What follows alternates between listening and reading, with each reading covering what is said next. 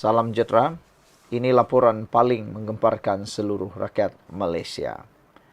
Dipetik daripada Harapan Daily, ada orang hantar bom masuk dalam bangunan Kementerian Tiong King Seng. Kaki tangan dan pelawat di Kementerian Pelancongan Seni dan Budaya Motek, Putrajaya diarah untuk mengosongkan bangunan susulan ancaman bom di tingkat 14 bangunan tersebut. Mereka telah pun mengosongkan bangunan sekitar jam 3.40 petang selepas terdapat sebuah bungkusan dipercayai bom di dalamnya. Bungkusan dipercayai mengandungi bom itu telah dihantar menggunakan perkhidmatan penghantaran menurut laporan Astro Awani. Pasukan Bom dan Penyelamat Malaysia JBPM dan unit pemusnah bom dilapor telah berada di lokasi kejadian. Dilaporkan kaki tangan juga telah melihat bungkusan itu dan mempercayai ia adalah bom. Namun demikian, laporan terkini berkait dengan isu bom ini ialah ada laporan terkini berkaitan dengan isu ini terjawab akhirnya. Isu tentang apa dalam bungkusan bom di Motek ini hasil siasatan polis, dipetik daripada Harapan Daily. Hasil siasatan unit pemusnah bom petang tadi akhirnya menjawab berkenan bungkusan dipercayai mengandungi bom yang dihantar ke bangunan Kementerian Pelancongan Seni dan Budaya Motek hari ini. Polis telah mengesahkan bungkusan yang dihantar pada jam 11.19 pagi itu ke bangunan tersebut adalah palsu. Ketua Polis Daerah Putrajaya, Assistant Commissioner A. Asmadi Abdul Aziz berkata, bungkusan dihantar menggunakan perkhidmatan penghantaran itu dikategorikan sebagai hoax atau hampir menyerupai bom sebenar. Untuk makluman, unit pemusnah bom UPB baru sahaja selesai membuat siasatan berkaitan satu objek yang boleh dikategorikan sebagai hoax atau bom yang hampir menyerupai bom sebenar. Ia guna sebatang paip PVC dan ada juga penetap massa. Tindakan telah diambil dan kita dapati ia bom palsu atau hampir menyerupai yang dikenali sebagai hoax, katanya pada sidang media di bangunan Motek di sini tadi. Menjelaskan lanjut situasi yang berlaku, A. Asmadi berkata, bungkusan yang dihantar pagi tadi diambil sekitar jam 2.45 petang di lobi bangunan sebelum dihantar ke tingkat 14. Susulan itu pihaknya menerima panggilan kecemasan pertama pada pukul 3.21 petang yang turut dibuat oleh Menteri Pelancongan Datuk Seri Tiong King Seng. Untuk makluman, bungkusan itu dihantar pada pukul 11.19 pagi dan diambil pada pukul 2.45 petang di lobi bangunan sebelum dihantar ke tingkat 14. Ketika serahan dibuat, kotak itu mengandungi paip PVC dan wayar yang dipercayai bom pada awalnya sebelum menggunakan khidmat UPB dan anjing pengesan untuk pengesahan jelasnya. Katanya bangunan itu akhirnya disahkan sebagai negatif dan kaki tangan kementerian dibenarkan untuk memasuki premis semula. Jelasnya, kes itu akan disiasat mengikut Akta Bahan Letupan 1957 serta beberapa akta lain yang berkaitan. Kita mengucapkan syukur dan terima kasih kepada unit pemusnah bom kerana telah bertindak cemerlang dalam isu ini. Dan kita juga bersyukur kerana rupa-rupanya bom itu yang menyerupai bom itu hanyalah palsu dan diisytiharkan bangunan Motek dalam keadaan yang selamat.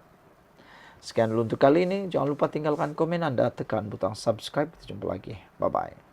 Salam sejahtera. Terima kasih kerana bersama dengan saya di Nazilin Unity Channel.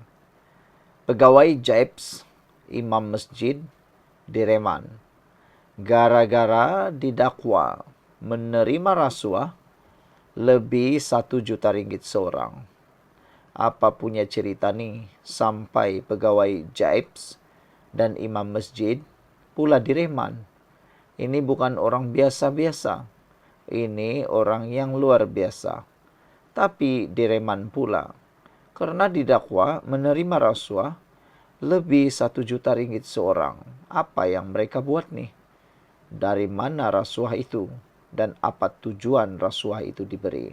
Ikuti ulasan kali ini. Pegawai kanan Jabatan Hal Ehwal Agama Islam Perlis, Jaibs, dan imam sebuah masjid di Kangar direman selepas didakwa menerima rasuah berjumlah 1.183.140 ringgit berhubung pengurusan pendaftaran pernikahan di negeri itu sejak 2 tahun lalu.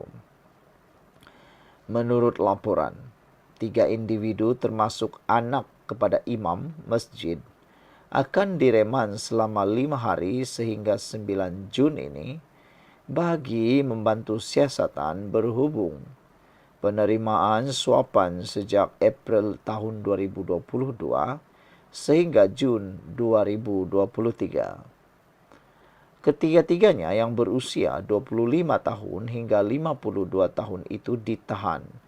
Suruhanjaya Pencegahan Rasuah Malaysia SPRM, Negeri Perlis di beberapa lokasi berasingan di Kangar semalam, lapor Harian Metro. Perintah reman dikeluarkan Magistrat Ana Rozana Muhammad Nur selepas ketiga-tiganya dibawa ke Mahkamah Magistrat Kangar hari ini. Sumber SPRM berkata, dalang yang bertugas sebagai penjawat awam berusia 45 tahun ditahan di Pejabat Jaibs jam 4.10 petang. Manakala 2 lagi ditahan di Pejabat SPRM Perlis di Kangar jam 6 hingga 6.15 petang selepas dipanggil untuk memberi keterangan. Dalang dipercayai bekerjasama dengan imam masjid dan anak kepada imam berkenan yang juga pemilik sebuah syarikat yang bertindak sebagai perunding dalam menguruskan urusan pernikahan di Perlis. Siasatan awal kita pada waktu ini mendapati bagi setiap permohonan nikah, terutama untuk pasangan yang bernikah di Thailand dan mahu mendaftarkan pernikahannya itu semula di negara ini, mereka akan berhubung dengan syarikat yang menguruskan pernikahan ini yang diwakili atau dimiliki oleh anak kepada imam masjid itu. Syarikat yang beroperasi di Kangar ini kemudian akan meminta pasangan yang mahu mendaftarkan pernikahan itu bayaran sekitar RM5.000 sebagai wang pendaftaran pernikahan berkenan. Katanya ketika ditemui di perkarangan kompleks Mahkamah Kangar. Katanya daripada jumlah itu, RM2.000 Malaysia akan dibayar kepada dalang, iaitu pegawai Jaibs sebagai wang denda pasangan terbabit kerana bernikah di Thailand. Bakinya dibahagikan sesama mereka bertiga. Ketiga-tiganya disyaki terbabit dalam urusan pendaftaran pernikahan yang tidak mengikut prosedur yang ditetapkan, seperti pasangan tidak bermastautin mengikut tempo seperti sepatutnya. Siasatan turut mendapati terdapat juga kesalahan pasangan tidak hadir dan tidak dicatatkan dalam buku daftar pernikahan selain tidak melalui mahkamah syariah. Sekian untuk kali ini. Jangan lupa tinggalkan komen Anda. Laporan ini dipetik daripada Harapan Daily. Kita jumpa lagi. Bye-bye.